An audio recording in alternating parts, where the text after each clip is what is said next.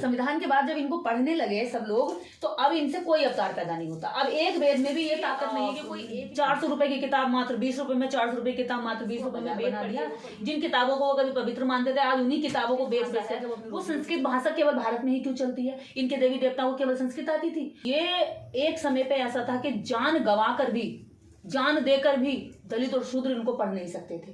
आज 11,000 रुपए की कोई कीमत नहीं है। मेरे जैसा दलित शूद्र 11,000 रुपए देकर के इनको खरीद के ला सकता है, लेकिन मेरा पूर्वज अपनी जान देकर भी इन तक नहीं पहुंच सकता था। तो जान ज्यादा जरूरी है, 10,000 11,000 जरूरी है? कितनी महत्वपूर्ण बात है कि हमारे पुरखे, मेरे पूर्वज, मेरे बड़े बूढ़े, इनको अगर छू लेते तो जान चली जाती। तो उनकी जान की कीमत भी संविधान से पहले इन किताबों से ज्यादा थी, और आज मेरे 10,000 11,000 की कीमत भी कुछ नहीं है इनके सामने। यानी कि वो इसको सस्ते पे भी दे देते, बार्गेनिंग करोगे सस्ते पे दे देंगे, और भी सस्ते पे दे देंगे, लेकिन उनका मकसद ये है कि घरों में वेद जाने चाहिए, धर्म जाना चाहिए, हमारे धर्म का प्रचार। भगत सिंह की जेल डायरी है, जिस किताब को मैं पिछले कई 4-5 सालों से ढूंढ रही थी, जो भगत सिंह की जेल डायरी मुझे इस बार बुक फेयर में मिल गई है। तो बड़ी खुशी हुई कि जो किताब मैं ढूंढ रही थी वो मुझे मिल गई। और इसके बाद में आपको मैं दिखाऊं, ये शिक्षा में क्रांति, ये ओशो के द्वारा लिखी गई है। वेद उठा लाई। तो आप ये वेद पढ़ेंगी आप, तो इनका जीवन में क्या योगदान रहेगा, क्या समाज में आप बता पाएंगे? देखिए, इनका मेरे जीवन में ऐसा कुछ कोई खास योगदान नहीं है। मुझे लगता है कि अपने जो विरोधी विचार है, उस विचार को समझने के, उस विचार को खत्म करने के लिए उस विचार को जानना और पढ़ना बहुत जरूरी है। और ये बात बहुजन समाज को समझनी चाहिए। आप अगर दुश्मन से लड़ रहे हैं तो आप खाली हाथ जाएंगे तो मारे जाएंगे। वैचारिक जंग में तोप, तलवार, बंदूक, गोली, छर्रा, बारूद या तमंचा, लाठी या ये पत्थर की जरूरत नहीं होती है। वैचारिक जंग में विचारों की जरूरत होती है, विचारों को धार लगाने की जरूरत होती है। और जिस विचार से आप लड़ रहे हैं, पहले आपको उस विचार को पढ़ना पड़ेगा, उस विचार को जानना पड़ेगा, फिर आपको अपना विचार मजबूत करना पड़ेगा, और दोनों विचारों में कंपैरिजन करके बताना पड़ेगा सोसाइटी को कि ये है ऐसा विचार और ये है दूसरा विचार। अब सोसाइटी को खुद तय करना है कि आप किसको फॉलो करना चाहते हैं, ये समाज पे छोड़ देना चाहिए। तो दर्शकों, अब हम आपको दिखाने जा रहे हैं कि आप लोग मोबाइल मंगवाते हैं, पिज्जा मंगवाते हैं या कुछ कंप्यूटर मंगवाते हैं, तो उसमें आप अनबॉक्सिंग करते हैं। हमारे पास ये बॉक्स है, इसमें चारों वेदों का हिंदी अनुवाद है और इसमें करीब 14 खंड हैं, इनका अनबॉक्सिंग किया जाएगा। ये इसमें कोई मोबाइल नहीं है, ना कोई कंप्यूटर है, ना लैपटॉप है, कोई खिलौना भी नहीं है। ये किताबें हैं, इनकी हम अनबॉक्सिंग होगी। अब आपको दिखाते हैं जी, खोलिए इनको।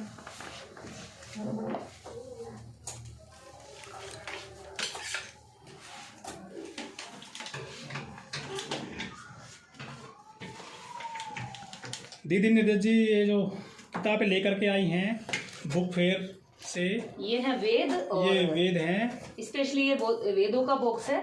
और अभी हम वेदों का बॉक्स खोल रहे हैं आप सबके सामने। हम वो ग्रंथ खोल रहे हैं जिनको देखने भर से ही आंखें निकाल दी जाती थी शूद्रों की, और खासकर मैं तो स्त्री हूँ और शूद्र भी हूँ। तो मुझे लगता है कि आज मैं वो काम कर रही हूँ जो संविधान से पहले करने पर दंडनीय अपराध माना जाता था। इतना दंडनीय अपराध कि जीवन लीला समाप्त कर दी जाती थी। तो ऐसी स्थिति में आज अगर ये वेद खोलने का अधिकार मिला है, खरीदने का अधिकार मिला है, इसके बाद ये पढ़ने का अधिकार मिला है, तो इसके लिए मैं ऋणी हूँ इस देश में ज्ञान के सूर्य बाबा साहब डॉक्टर अम्बेडकर की, और विशेषकर संविधान की, कि उन्होंने संविधान में मुझ जैसी एक आम महिला को भी ये ताकत दी कि धर्म ग्रंथों को पढ़ सकती है। और ये संविधान अधिकार देता है, धर्म नहीं देता है। धर्म तो अभी भी कहता है कि स्त्रियां अगर वेदों को छुएंगी तो वेद अपवित्र हो जाएंगे, स्त्रियां अगर वेदों को टच करेंगी तो जो उसके शील है वो भंग हो जाएंगे, या फिर उसकी जो पवित्रता है वो खत्म हो जाएगी। अब मैं इन्हीं हाथों से, शूद्र और स्त्री के हाथ है ये, इन्हीं हाथों से मैं इन वेदों को छूने जा रही हूँ। और ऐसा आप देखेंगे कि भारत में जिस चीज़ को छूने की मनाही थी, आज वो मैं छू रही हूँ, और मेरे ऊपर किसी तरह का दंडनीय अपराध ये घोषित नहीं होगा। ये तो है पहला। बाबा साहब के संविधान की वजह से ही आज एक शूद्र जो महिला है वो ऋग्वेद को हाथ में लिए हुए हैं। सबसे पहले कहा गया था कि ढोल गवार शूद्र पशु नारी ये सब ताड़न के अधिकारी, और आज एक महिला इन वेदों को पढ़ेंगी, वो लेकर के आई हैं। जो बुक फेयर हुआ है दिल्ली में 10 दिन तक का, 8 दिन तक का, वहाँ से ये खरीदे गए हैं। ऋग्वेद है, 14 खंड हैं ये चारों वेदों के। ये काफ़ी मोटी मोटी किताबें हैं ये, इनको वेद कहा जाता है। इनमें जो जीवन का जो सार लिखा गया है, ऐसा कहा जाता है। और दलितों को, शूद्रों को ये जो वेद हैं पढ़ने की मनाही थी, लेकिन आज स्वतंत्र भारत में और संवैधानिक युग में एक शूद्र को भी ये वेद पढ़ने का अधिकार मिल गया है। और देखिए सामने ये सामवेद है, ये सामवेद है, देखिए सामवेद। पहले आप चारों ये वेद हाँ, दिखाई मैं दीजिए। आपको पहले ये वाले दिखा देती हूँ। इसका पहला संस्करण है, इस तरह से है। ये है ऋग्वेद प्रथम, ये है ऋग्वेद प्रथम खंड, ये हो गया आपका। ये ऋग्वेद द्वितीय खंड, ये ऋग्वेद तृतीय खंड, ऋग्वेद तृतीय खंड, ऋग्वेद चतुर्थ खंड, ऋग्वेद पंचम खंड और ऋग्वेद षष्ठ खंड। तो जो चार दीदी जी नमस्ते, जय भीम। आपने जो बुक फेयर कवर किया है इस बार दिल्ली प्रगति मैदान में, कैसा अनुभव वहां का रहा है और कितनी आपने किताब खरीदी है इस बार, कितने पैसे खर्च किए किताबों पर?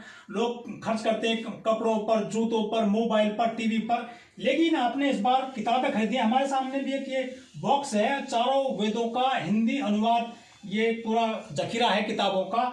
इसमें कई हजार की किताबें हैं। इस विषय पे भी हम बात करेंगे।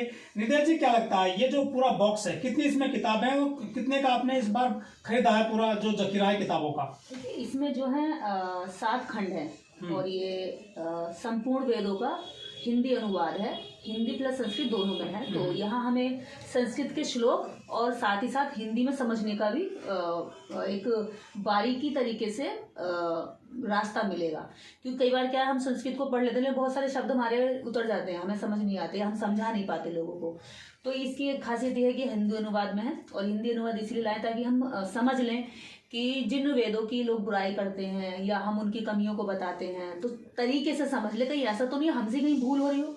किसी भी चीज को बिना पढ़े बिना जाने, या किसी भी विचार को किसी भी व्यक्ति के बारे में बिना जाने, बिना पढ़े, बिना समझे गलत या सही का जजमेंट देना, एकदम से अंधी दौड़ में भाग लगाना है।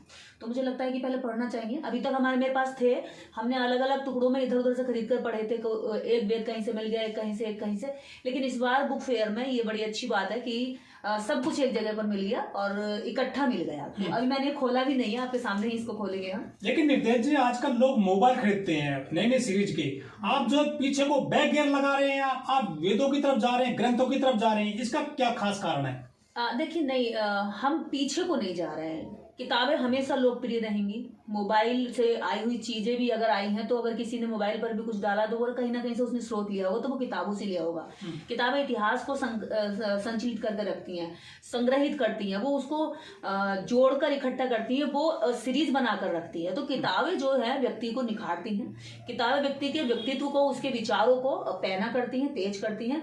तो मुझे लगता है कि मोबाइलों पर, लैपटॉप पर जिसके पास पैसा है वो खर्च कर रहे हैं, करना भी चाहिए, जैसे क्योंकि उनके अपने शौक हैं। लेकिन मुझे लगता है कि एक अच्छा नागरिक बनने की, अच्छा पाठक बनने के लिए हमें जो है कपड़े लत्ते और जूतों पे जिस तरह हम खर्चा करते हैं, उससे भी ज्यादा जरूरी है कि हम अपने किताब पे खर्च करें। क्योंकि किताबें हमारे घर में होंगी तो हमारे बच्चे पढ़ेंगे, हमारे घर आने वाले लोग पढ़ेंगे, और हम और लोगों को भी, इस देश को, इस समाज को बता सकते हैं कि क्या भ्रांतियां थी, क्या सच्चाइयां थी, इतिहास में क्या छुपाया गया, इतिहास में क्या दबाया गया, और क्या झूठ था, किसको सच बनाकर पेश किया गया। लेकिन बड़ा सवाल ये है नितेश जी कि ये जो चारों वेद हैं या ग्रंथ हैं, बहुत सारे और भी, उनमें दलितों के लिए, शूद्रों के लिए या छोटी जातियों के लिए तो कुछ ऐसी चीजें लिखी हैं कि आप इनको वेद मत पढ़ने देना, इनको ग्रंथ मत पढ़ने देना, इनके कानों में शीशा डाल देना। आप उन्हीं किताबों को पढ़ने के लिए घर में ले आई हैं। देखिए, ये मेरा सौभाग्य है और ये अधिकार मुझे भारतीय संविधान देता है। अगर ये भारतीय संविधान से पहले मैं इसको छू लेती तो शायद मेरा हाथ अब तक काट दिया गया होता, और अगर मैं मुंह से बोल देती तो मेरी जीभा भंग कर दी होती, और अगर मैं सुन भी लेती तो सुनने भर में ही मेरे कानों में शीशा राख पिघलाकर डाल दिया जाता, और मैं दर्द में इस समय तड़प रही होती और आप भी इस तरह से एंकरिंग नहीं कर रहे होते। तो ये आज हम वेद पे चर्चा कर रहे हैं, वेद खरीद रहे हैं, वेद पढ़ रहे हैं, तो ये हमें भारतीय संविधान ने अधिकार दिया है। और एक नागरिक को पढ़ने का अधिकार, इससे अच्छी क्या बात होगी, इससे खूबसूरत क्या और बात हो सकती है कि जिन हजारों वर्षों से जिन वेदों को पढ़ने के लिए कतई मनाही थी, एक बहुत ऊंची दीवार बनाकर रखी हुई थी कि आप इसको क्रॉस नहीं कर सकते, इन तक जा भी नहीं सकते।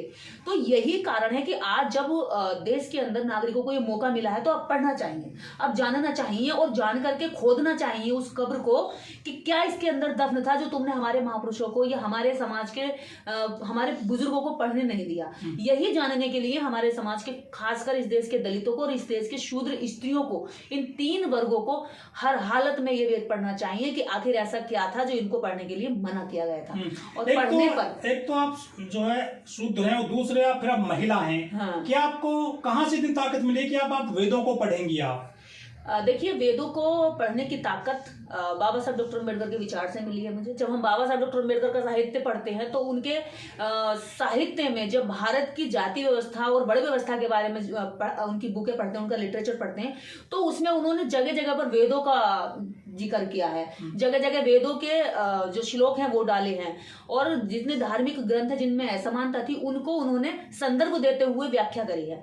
तो मुझे जब बाबा साहब को पढ़ा तो मेरे अंदर एक जिज्ञासा जागी कि जब बाबा साहब अम्बेडकर, एक महान शख्सियत, वेदों का संदर्भ देते हुए अपनी किताबों को लिख रहे हैं और बता रहे हैं, तो मुझे वो वेद पूरे के पूरे क्यों नहीं पढ़ने चाहिए।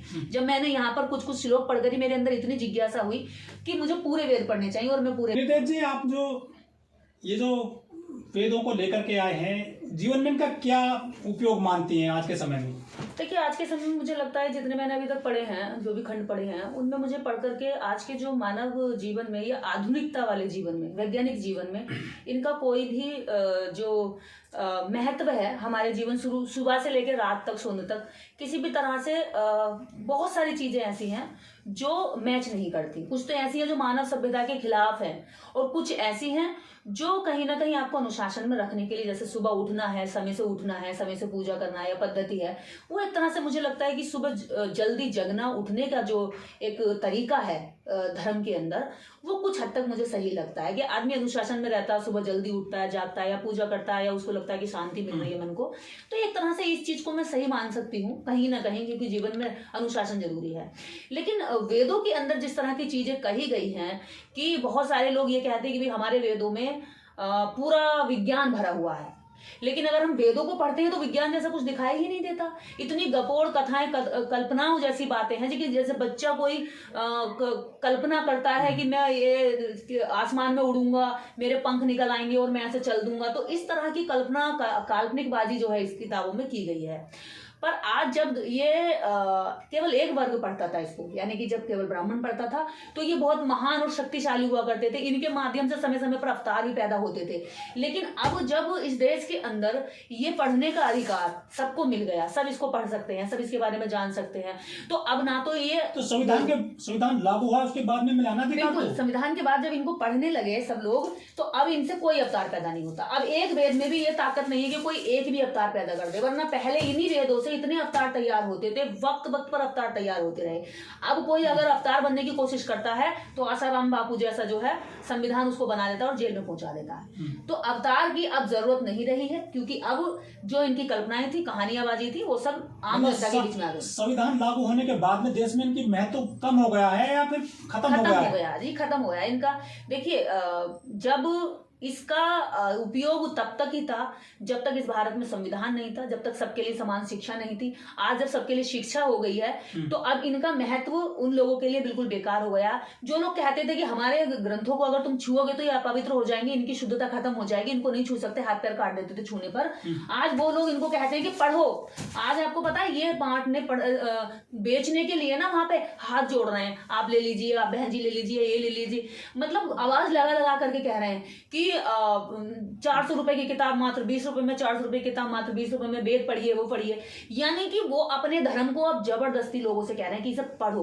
एक समय था जब कहते थे अगर पढ़ोगे तो तुम्हारे कानों में राख पिघला कर डाल दी जाएगी, अगर बोलोगे तो तुम्हारी जीवा भंग कर दी जाएगी। लेकिन आज वही लोग उन शूद्रों को, उन स्त्रियों को ये नहीं पूछते तुम कौन जात बिरादर हो, बस कहते हैं कि भैया हमारा धर्म पढ़ लो। उन्हें लगता है कि हमारा धर्म पढ़ के वो धार्मिक बन जाएगा। जिन धर्मों में, जिन धार्मिक किताबों को पढ़कर धर्म जैसा कुछ दिखाई ही नहीं दे रहा, तो वो उस धर्म की, उसको किताब को फॉलो करने वाले लोगों में धार्मिकता कहाँ से आएगी, कहाँ से आएगी? इसमें ऐसा कुछ तो ये जो वेदों को बेचकर वो पैसे कमा रहे हैं या फिर वो उनको अधिकार मिल गया है दलितों को, शूद्रों को भी पढ़ने का? देखिए, दोनों बातें हैं। इसमें उन लोगों को आज इसमें बिजनेस दिखाई देता है, उन्हें लगता है कि इतना हमारे पास लाखों रुपए का अभी भी आप ये बहुत बड़ा बाजार है, बुक फेयर एक बहुत बड़ा बाजार है, इंटरनेशनल मार्केट है, जिसके अंदर सबसे ज्यादा जो बुकें बिकती हैं उसमें धार्मिक बुकें हैं। और धार्मिक बुकों में सबसे अधिक जो है देश के अंदर जो प्रोपोगेंडा चला रखा है, वहां भी शुरू मेन गेट से जाएंगे और आखिरी गेट तक इन्हीं किताबों का आपको ढेर मिलेगा। जगह जगह अलग अलग तरह से मॉडिफाई करी हुई, अलग अलग फ्रंट पेज इतने बढ़िया सुंदर के आकर्षण दिखते हैं। तो ऐसे ही चीजों को आज उन्होंने इसको बाजार बना दिया। जिन किताबों को वो कभी पवित्र मानते थे, आज उन्हीं किताबों को बेच बेच करके वो अपनी रोजी रोटी चला रहे हैं। तो ये खरीदने वाले कौन है? आज शूद्र का पैसा, मेरा पैसा जो है उनको अच्छा लग रहा था, मैं पैसा देकर आया, उन्होंने मुझे किताब दे दी। तो आज पता उनको ये नहीं लगा कि एक शूद्र खरीद रहा है और ये पढ़ेगा तो हमारा धर्म भ्रष्ट हो जाएगा। आज ऐसा नहीं है, क्योंकि अगर आज ऐसा उन्होंने कह दिया तो मैं उनके खिलाफ जाकर मुकदमा करवा सकती हूँ, संविधान उनको जेल करा सकता है। तो इसलिए उनकी जो गलतियां हैं वो अपनी गलतियों को अब स्वीकार करने लगे हैं कहीं ना कहीं, और इसको मानते हैं कि संविधान हमारे ऊपर एक ऐसी मजबूत किताब रखी है जो किसी के अधिकारों को अगर हम काटेंगे तो वो उसका हिसाब किताब करेगी। मतलब जितने भी ये ग्रंथ है, किताबें हैं, सबसे ऊपर संविधान की किताब है देश में।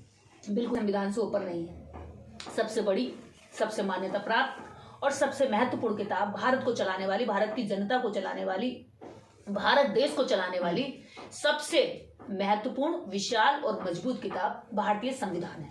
तो जो अछूत हैं, शूद्र हैं, महिलाएं हैं, वो संविधान को पढ़े या फिर इन वेदों को पढ़े आपकी नजर में? दोनों को पढ़े, क्योंकि संविधान से पहले क्या था वो भी पढ़े, संविधान के बाद क्या है ये भी पढ़े, तभी वो कंपैरिजन कर पाएंगे, तभी वो अपने अधिकारों के बारे में जान पाएंगे, तभी उनको पता चलेगा, तभी वो धार्मिक का जो चोला पहन करके धर्म का धंधा चला रखा जिसमें वो फंसे हुए हैं उससे बाहर निकलेंगे। क्योंकि जिस बात को ये धर्म कह के प्रचारित की गई ना, वास्तव में ये धर्म नहीं है, एक घटिया और गंदी राजनीति है जिसमें करोड़ों लोगों को दबाकर रखकर उनके अधिकारों को खाने का काम किया है इन किताबों ने।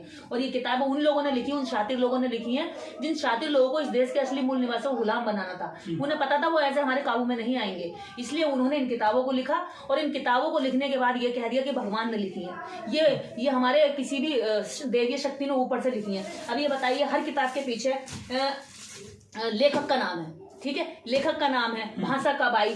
जब इस देश के अंदर करोड़ों साल पहले यहाँ पर इंसान के आने की बात करते हैं तो ये बताइए, और अब भाषा की अगर बात करें तो इनकी जो संस्कृत भाषा है वो संस्कृत भाषा केवल भारत में ही क्यों चलती है? इनके देवी देवताओं को केवल संस्कृत आती थी जो भारत तक ही रही, बाहर दूसरी भाषाएं चलती हैं, वहां पे ये भाषा क्यों नहीं पहुंची? और रही बात, देखिए मुसलमान दावा करेगा कि मेरे जो अल्लाह है उन्होंने दुनिया बनाई है, हिंदू दावा करता है कि ब्रह्मा ने दुनिया बनाई है, ऐसे ईसाई दावा करता है कि ईसा मसीह ने दुनिया बनाई है। लेकिन अगर हम वास्तव में देखें तो दुनिया इनमें से किसी ने नहीं बनाई। दुनिया जो है एक ऐसा रहस्य है जिसको जानने के लिए अभी तक ये खुद ही, जितने लोगों ने रहस्य को जानने की कोशिश करी, लोगों ने खुद उनको भगवान बना के पेश कर दिया। तो किताबें कोई भी ना भगवान ने लिखी है, ना अल्लाह ने लिखी है, ना ईसा मसीह ने लिखी है, सब इंसानों ने लिखी है, और उन इंसानों ने अपने फायदे के लिए लिखी है। कभी भी आप ये याद रखना कि वो धर्म कभी धर्म नहीं हो सकता जो धर्म लोगों को बांटने की बात करे, जो धर्म लोगों को पीटने की बात करे, जो धर्म लोगों को नीच बताने का काम करे। धर्म वो सही है जो धर्म आपको सवाल करने की इजाजत दे, जो धर्म आपको आगे बढ़ाने की, तरक्की के रास्ते बताए। वो धर्म कभी धर्म नहीं है जो मुट्ठी भर लोगों को तो राजा बनाए और बाकी करोड़ों जनता को उनका भिखारी और दास बनाकर रखे। तो ये जो ग्रंथ हैं या जो वेद हैं, पहले अधिकार नहीं था इनको पढ़ने का, शूद्रों को, अछूत महिलाओं को, अछूतों को, अब ये खूब बेचे जा रहे हैं, सस्ते दाम पर कर दिए हैं। इसके पीछे का लॉजिक क्या मानती हैं आप? देखिए, ये लगभग 11,000 का आता है, 10 से 11,000 का एक वेद का पूरा सेट आता है, जो चारों वेदों का हिंदी अनुवाद में 14 खंडों में है ये संपूर्ण। अगर हम इसको लेते हैं इधर उधर से तो ये लगभग 10 से 11,000 में आता है। अभी अगर हम बात करें तो फ्री दिए जा रहे हैं, फ्री लोगों को आवाज लगाते हैं। आपने जगह जगह देखा होगा चौराहों पे इस्कॉन वाले श्रीमद् भागवत बेचते हैं, और वो बड़े प्यार से स्माइल के साथ कहते हैं, कॉन्फिडेंस के साथ कि प्लीज आप इसको लीजिए, और हंसी के साथ कहते हैं। मैं इस बात की कदर करती हूँ, लेकिन अभी तक मैंने कोई भी पूरे भारत में अम्बेडकरवादी व्यक्ति नहीं देखा कि बाबा साहब की किताब को खड़े होकर के सड़कों पर बेचता दिखाई दे, क्योंकि उनमें भी कॉन्फिडेंस नहीं आया कि बाबा साहब की किताबें बेचें। अगर वो बेचने भी निकल गया तो लोग उसको मार देंगे, मोब लिंचिंग करने के, बाबा साहब की किताब बेच रहा है। लेकिन हमारे देश में बहुत सारे दलित साहित्यकार हुए हैं, लेखक हुए हैं, विचारक हुए हैं, चिंतक हुए हैं, उनकी भी बहुत सारी किताबें हैं, वो लेखक भी हैं। उन किताबों को कितना जो है ग्राहक मिल रहा है आज प्रगति मैदान में, दिल्ली में जो लगा हुआ है वहाँ बुक फेयर। देखिए इसका अब लोगों में पढ़ने का क्रेज बढ़ा है। पहले लोगों में किताबों को खरीदने का, ढूंढने का, पढ़ने का इतना क्रेज नहीं था। जैसे हम जैसे बहुत सारे लोग सोशल मीडिया पर किताबों का प्रचार करते हैं, किताबों के बारे में डालते हैं, तो लोगों में क्या है, जिज्ञासा पैदा होती है कि मैं भी पढ़ूंगा, मैं भी लाऊंगा, मैं भी खरीदूंगा। हमसे बहुत सारे लोग फोन करते हैं, किताबें कहाँ से मिलेंगी दीदी, हम लेने आना चाहते हैं। और बहुत सारी किताबें बहुत लोगों को हम लोग अपने घर से भी जो है पोस्ट करके देते हैं कि हाँ भी तुम पढ़ना चाहते हो तो लो, हम भेज देते हैं। क्योंकि आसानी से सब लोगों को सब तरह का साहित्य नहीं मिल पाता। और हम बहुजनों के लिए एक बहुत बड़ी प्रॉब्लम ये है कि जो बहुजन साहित्य है वो हर शहर में नहीं मिलता, वो हर जगह नहीं अवेलेबल होता। वो आपको आम किताब के जो स्टोर होते हैं उन पे आपको नहीं मिलेगा। आपको ये गीता, भागवत और सब कुछ मिल जाएगा, वो चुटकुले और यहाँ तक कि अश्लील किताबें तक मिल जाएंगी, लेकिन आपको बहुजन साहित्य नहीं मिलेगा। क्योंकि बहुजन साहित्य को लोग चाहते ही नहीं कि आम जनता तक पहुंचे। अम्बेडकर को पढ़ाना नहीं, पढ़ाना प्रकाशक नहीं चाहते उनकी किताबें छापना। नहीं, प्रकाशक भी ऐसे, देखिए प्रकाशन हमें बहुजन समाज को अपने बनाने चाहिए। कुछ प्रकाशन काम कर भी रहे हैं, लेकिन इतने प्रकाशनों से काम नहीं चलेगा। और प्रकाशक होने चाहिए, किताबें ज्यादा से ज्यादा छपनी चाहिए। खासकर इस देश में इस बहुजन समाज को राइटरों की जरूरत है। अभी राइटर तेजी से और अभी दलितों के तो बहुत सारे साहित्यकार रहे हैं, लेखक रहे हैं, उनको तो कहीं इतना स्पेस नहीं मिला जितना इनको मिल रहा है। बात यह है ना कि उनकी सच्ची कहानियां भी दबके रह जाती हैं, क्योंकि उनके पास स्याही कम होती है, उनके पास अखबारों में प्रचार प्रसार कम होता है, टीवी पे उन्हें कोई नहीं दिखाता। लेकिन जिनके पास स्याही ज्यादा होती है ना, भले दर्द ना हो लेकिन स्याही से दर्द लिख देते हैं, जिन्होंने कभी दर्द की इतनी सी भी खरोंच नहीं झेली है। तो इस देश के अंदर दलितों ने, बहुजनों ने तो जो झेला है, अभी तो उनकी सच्ची कहानियों को ही नहीं लिखा गया, उनकी सच्ची कहानी। लेकिन प्रेमचंद ने नाटक लिख दिया दलितों के ऊपर, गरीबों के ऊपर, अछूतों के ऊपर, शूद्रों के ऊपर, तो उन्होंने तो खूब प्रयोग किया है दलितों की स्थिति को, उनके जीवन को। पता है आपको क्या हुआ इस भारत में? जिनका दर्द था उनके हाथ में कलम नहीं थी, और जिनमें दर्द नहीं था उनके हाथ में कलम थी। तो दर्द भी उन्होंने ही लिखा जिन्होंने कभी दर्द नहीं झेला, और उस दर्द को लिख करके उन्होंने उन दलितों का दर्द बेच दिया उन लोगों ने। हाँ, यस करेक्ट। वो दर्द लिख करके उन्हीं दलितों को दिखा करके रुलाया, उन्हीं के दर्द में उन्हीं को रुलाया और उन्हीं से कमाया। आज जब उनके सही लेखक ओम प्रकाश वाल्मीकि जी की जो जूठन है आप पढ़ेंगे, तो दलितों को लिखने के टाइम पे किसी तरह की बनावट या कल्पना करनी नहीं पड़ती। उनके साथ तो बीता हुआ होता है, वो तो झेल कर आए हुए होते हैं, वो तो गांव से, देहात से, वहां से निकल करके जब लिखने लायक बनते हैं, कलम तक आते हैं, तो कलम तक आने से गांव तक का जो उनका सफर होता है, अपनी गुदड़ी के लाल, वहां से निकलकर जब वो पहुंचते हैं ना कलम तक, उनका वही दर्द, वही सफरनामा एक खतरनाक दर्द भरा होता है। अगर वो उसी को लिख दें तो इस देश के अंदर क्रांति आ जाएगी, लोग जागरूक हो जाएंगे। पर होता क्या है, कलम नहीं थी, स्याही नहीं थी, तो उनका दर्द नहीं लिख पाए। आज लिख रहे हैं तो आज जब वो लिखते हैं तो इन्हें बर्दाश्त नहीं होता, इन्हें लगता है कि देखो जी जातिवाद फैला रहा, हम जातिवाद झेलते जातिवाद लिख नहीं सकते साहब, हमें तो वहां भी जातिवाद कह दिया जाएगा। मनुवादी लेखकों ने दलितों की स्थिति पे लिखा, अछूतों की स्थिति पे लिखा, उन्होंने खूब पैसा कमाया, सुर्खियां बटोरी, लेकिन जब ठाकुर का कुआं लिखा जाता है तो उनकी दुखती रग हिल जाती है, वो काफी परेशान हो जाते हैं वो सामंतीवादी लोग हैं जो। देखिए इसमें जो ठाकुर का कुआं लिखा गया, मैं यहाँ एक बहुत महत्वपूर्ण और बारीक बात कहूंगी। ठाकुर का कुआं जो व्यवस्था है वो भी मनु व्यवस्था की वजह से है। उसके जो शीर्ष ठाकुर के जो सर पे बैठा कौन है? ब्राह्मण वर्ग बैठा, और ब्राह्मण वर्ग उसको कमांड देता कि तू ऐसा कर, तो ठाकुर गुलाम है उसका, वो ऐसा करता है।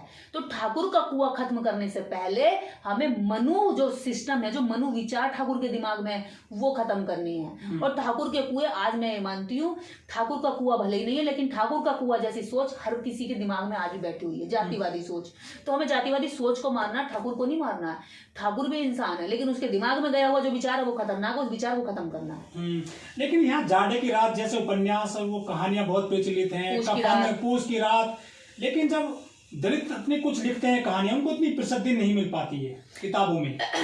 बात यही है ना, मैंने कहा ना, अब वो कितना भी सच्चा लिख दे वो फिर भी सच नहीं कहलाए जाएंगे। इस देश के अंदर जब भी उन्होंने लिखने की कोशिश की है तब तक उनको जो है नकार दिया गया, उनको पढ़ा नहीं जाता, प्रकाशक उनको इतना पब्लिश नहीं करते या उनको इतने अच्छे लेवल पर प्रमोट नहीं करते, क्योंकि उन्हें डर लगता है अगर वास्तव में जो रियल हीरो हैं अगर उनको रियल हीरो बनाकर पेश कर दिया गया तो इस देश के अंदर जो नीचे दबे कुचले लोग हैं वो तो अपने हीरो की तरफ चल जाएंगे, विलन को हीरो कौन मानेगा। तो देश के अंदर हमेशा से कलम किताब की वजह से विलन लोगों को हीरो बना के दिखाया दिया गया और हमने मान लिया, और विलन को हम हीरो मानकर पूछते रहे, मानते रहे कि यही हीरो होगा, ऐसा ही हमें बनना है। लेकिन सच्चाई ये थी कि जिन लोगों को वास्तव में हीरो बनना था उनको हीरो नहीं बनाया गया, उनको दबा दिया गया या फिर उन्हें विलन लगा के दिखा दिया। आप जो बुक फेयर में गए हैं इस बार, कितनी किताबें आपने खरीदी, कितना पैसा खर्च किया गया है, मुख्य किताब कौन कौन सी आपने ली इनके अलावा? देखिए, इस साल हम लोगों ने जो बुक फेयर में किताबें खरीदी हैं, तो आपको मैंने ये वेद दिखाई दिए हैं, वेद का सेट है। उसके बाद चमार रेजिमेंट, हाँ चमार रेजिमेंट है। मैं आपको भी किताबें दिखा देती हूँ, आप चाहो तो कैमरा कवर कर लेते हैं। और यहाँ पे चमार रेजिमेंट, ये है चमार रेजिमेंट, बहादुर सैनिकों विद्रोही कहानी उन्हीं की जुबानी, सतनाम सिंह जी द्वारा ये लिखी गई है। तो इस तरह की बहुत सारी किताबें हम लाए हैं। मनुस्मृति भी है आपके? मनुस्मृति भी हमारे पास है, और बुद्ध और उनका धम्म भी है। दोनों ही किताबें धर्म से संबंधित हैं, और दोनों को जब हम पढ़ते हैं, ये मनुस्मृति है और ये बुद्ध और उनका धम्म है, ये दोनों किताबें धार्मिक किताबें हैं, है ना। लेकिन जब मनुस्मृति को पढ़ते हैं तो यह जातियों का उल्लेख है, और जातियों को नाम लेकर के, औरतों को नाम लेकर के गालियां दी गई हैं। लेकिन जब हम बुद्ध और उनका धम्म पढ़ते हैं तो यहाँ पर शांति, यहाँ पर प्यार, यहाँ पर मोहब्बत, यहाँ पर करुणा की बात कही गई है। तो दोनों किताबों को देश के लोगों को पढ़ना चाहिए। मैं कहती हूँ सभी धर्मों को आप पढ़ें। जो धर्म आपको सवाल करने की इजाजत दे, जो धर्म आपको अपनी शंकाएं, अपने जो दिमाग में शक है, उन शकों का सॉल्यूशन ढूंढने की इजाजत दे, शक का रास्ता निकालने की जब रास्ता दे, तो वो धर्म ही अच्छा धर्म है, उत्तम धर्म है। कुछ कम्युनिस्ट वगैरह भी पढ़े हैं आपने? कुछ किताबें? हाँ बिल्कुल बिल्कुल, कम्युनिस्टों की भी हम लोगों ने हिटलर की बहुत सारी किताबें यहाँ। आप मेरा संघर्ष एडोल्फ हिटलर है यहाँ, और रुपए की समस्या, प्रॉब्लम ऑफ रुपीज, बाबा साहब डॉक्टर अम्बेडकर द्वारा लिखी गई बहुत महत्वपूर्ण किताब है, जो एक बार पढ़ने में समझ में भी नहीं आती है, जिसके आधार पर आरबीआई की स्थापना की गई थी। और उसके बाद में ये बाबा साहब डॉक्टर अम्बेडकर के जीवन के वो 25 वर्ष हैं जो सोहनलाल शास्त्री जी ने उनके साथ गुजारे। उनके जीवन की बहुत ही महत्वपूर्ण घटनाओं को इसमें जोड़ा गया है। ये गांधी जी की 2 किताबें मैं आपको दिखाऊं।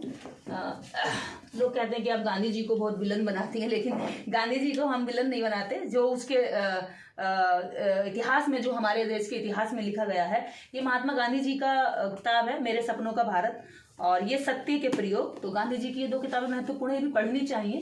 हम तो लेनिन वगैरह की भी है क्या? हाँ, यहाँ मार्क्स की, लेनिन की सबकी किताबें आपको मिलेंगी। ये हिस्ट्री से जुड़ा हुआ है, ये यू एंड योर राइट्स है। और आप यहाँ दिखा दें ओशो का स्वर्णिम बचपन। और सबसे अच्छी बात यह है, लोग कहते हैं कि आप ब्राह्मणों के खिलाफ जाती हैं।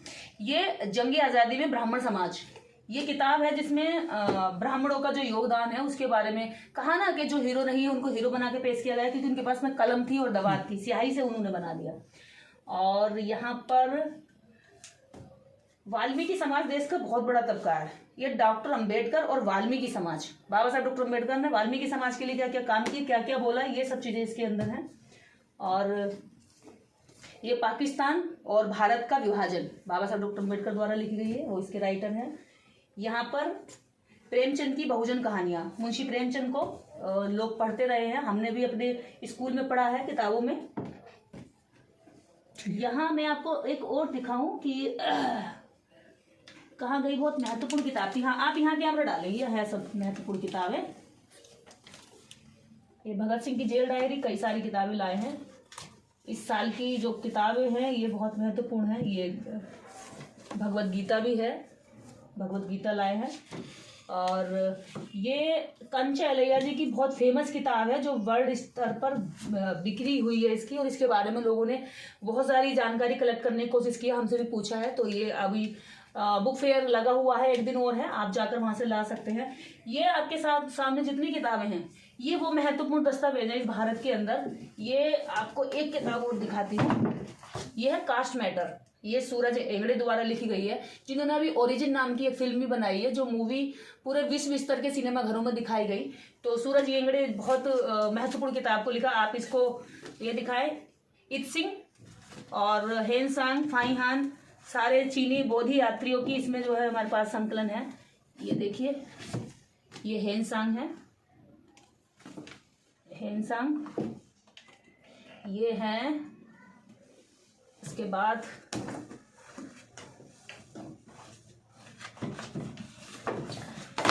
चलिए उठा लेंगे बाद में। ये चीनी बौद्ध यात्रियों का विवरण, वोल्गा से गंगा, राहुल सांक्रांतियान, मैं कांशीराम बोल रहा हूँ। भारत के इतिहास को बारीकी से जानना है कि कहाँ बौद्ध इतिहास छुपाया गया, दबाया गया, तो उसके लिए आपको हेन सांग फाइहान और इत सिंह को पढ़ना चाहिए।